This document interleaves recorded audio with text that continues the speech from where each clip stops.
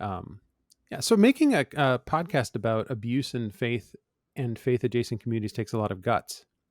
What things from your background prepared you to first speak out against Ramsey Solutions, then to subsequently make the podcast?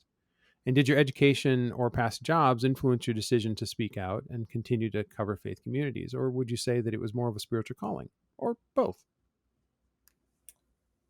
They said I had guts. It takes a They lot of did say you guts. had guts right at the beginning. um, yeah. Sometimes I don't feel like it's that it takes that much guts, and then other times I do feel like, oh, I just did that. I just did that. Um, I would say what prepared me was what we went through before speaking out, really. Just sharing our story when I wrote on the website, on my blog about why you left. And I hadn't even shared all the details. I just was a little more clear 1 year after you left. And then experiencing the repercussions from that, living through that, coming out on the other side, and realizing I think we've experienced the worst that can happen. I think this is the worst that can happen. We lived through it.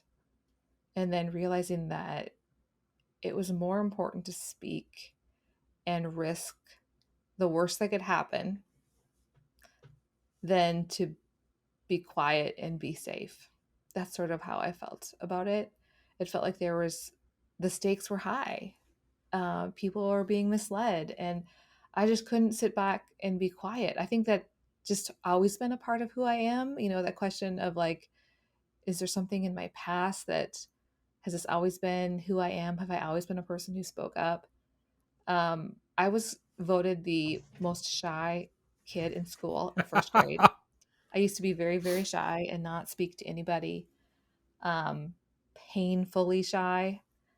At some point, that stopped. That stopped.